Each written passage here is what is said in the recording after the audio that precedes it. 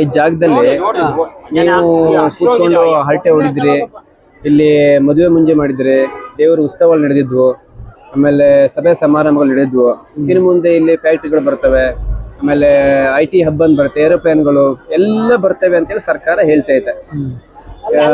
ಈಗ ಮುಂದಿನ ಜೀವನ ಹೆಂಗೆ ಇಲ್ಲಿ ಭಾಗದ ರೈತರ ಜೀವನ? ಇವೆಲ್ಲ ಬಂದ್ಮೇಲೆ ಜೀವನ ಹೆಂಗ್ ಮಾಡಕ್ ಸರ್? ಜೀವನ ಮಾಡಕ್ ಆಗಲ್ಲ. ಅದಕ್ಕೆ ನಾವು ಇಲ್ಲಿ ಮಾಡಕ್ ಆಗಲ್ಲ ಅಂದ್ಬಿಟ್ಟು ನಾವು ಭೂಮಿ ಬಿಡಲ್ಲ ಅಂದ್ಬಿಟ್ಟು ಈಗ ಹೆಚ್ಚಿಗೆ ಒಂದ್ ವರ್ಷದ ಮೇಲೆ ಆಯ್ತು. ವರ್ಷದಿಂದನೂ ಈ ತರ ಮಾಡ್ಕೊಂಡು ಕುಂತಿದೀವಿ. ನಮ್ಮ ಇತ್ರನ ಯಾರು ಕೇಳಲಿಲ್ಲ. ಹಿಂಗೆ ರಾಜಕಾರಣಿಗಳು ಒಬ್ರು ನಮ್ಗೆ ಸಪೋರ್ಟ್ ಕೊಟ್ಟಿಲ್ಲ. ರೈತರ ಸಂಘದವರು ಬಂದು ನಾವಿದ್ದೀವಿ ಅಂದ್ಬಿಟ್ಟು ಹೇಳಿಕೆ ಕೊಡ್ತಾವ್ರೆ. ನಾವು ಅವ್ರ ಪರವಾಗಿ ನಿಂತಿದೀವಿ. ನಾವು ಅಲ್ಲ, ಎಲ್ಲ ಹೇಳ್ತಾ ಇರ್ತಾರಣ್ಣ, ಇವಾಗ ದುಡ್ಡನ್ ಕಂಡ್ರೆ ಹೆಣ್ಣನ ಬಾಯಿ ಬಿಡುತ್ತೆ ಅಂತೇಳಿ.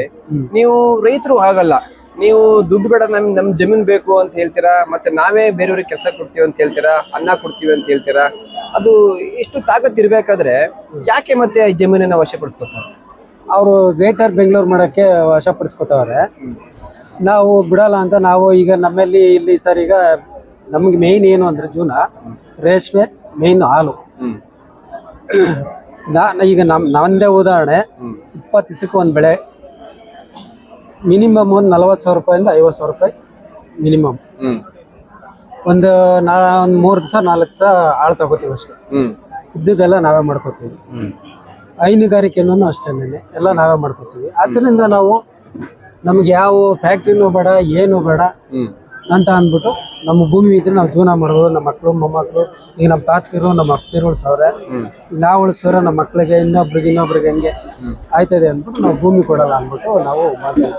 ಈಗ ನಮಗೆ ಇಲ್ಲಿ ಅನುಕೂಲ ಏನಂದ್ರೆ, ನಮಗೆ ನೀರಿನ ಅನುಕೂಲ ಭಾರಿ ಇಂಪ್ರೂವ್ಮೆಂಟ್ ಚೆನ್ನಾಗಿದೆ.